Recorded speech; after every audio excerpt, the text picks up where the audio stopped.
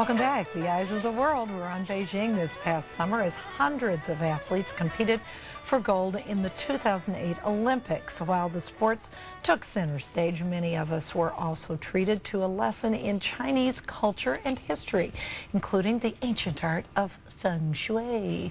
And here with a look at some, I did that just for our good friend Carole, a look at some of the highlights is Feng Shui expert Carole Hyder. Hi. Good morning. Well, welcome back from China, because really that's what this segment stemmed from, was that you were in China right after the Olympics. Right after the Olympics. And even more exciting is that the two main Olympic buildings, the Water Cube and the Bird's Nest, had just reopened for the public. So we could get in them. And really see what it was all about. Right. A lot of these tips you're going to give us today are things that we can take into our own home on a different scale, a different idea.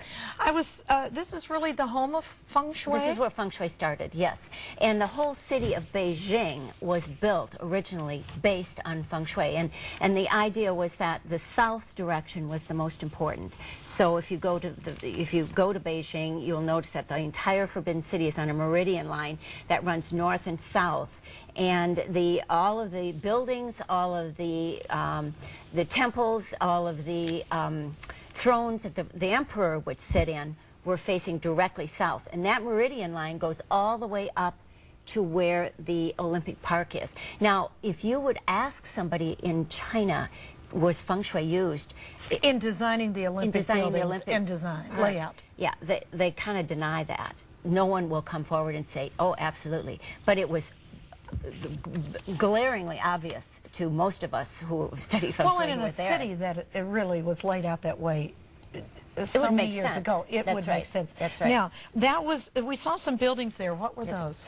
The map? After that, show that again. It looked like a stadium or something. One of them was the Bird's Nest, and what happened, if you look at a map, is that meridian line that comes up from Forbidden City runs right between those two buildings. That road there is now a walking area, but that is that north-south meridian. That was always there. That was always there. And so on the east side is the Bird's Nest, on the left side is on the west side is the Water Cube. So that had to be really intentional, that line got incorporated, bring up that south energy to the park. Now you've got something to do with coins? Well, one of the philosophies of Feng Shui is called the three treasures, and it has to do with the treasures are heaven, earth, and humanity. And this is a great way to reflect that. Heaven is represented by round, earth is represented by the square in the middle, and so in humanity used them. So if you had all three of these things, it was considered that you had all three treasures. And so, you know, in Feng Shui we say put a round bowl on a square table, or put a square table on a round rug, or if you have square tables over here, put round tables over here.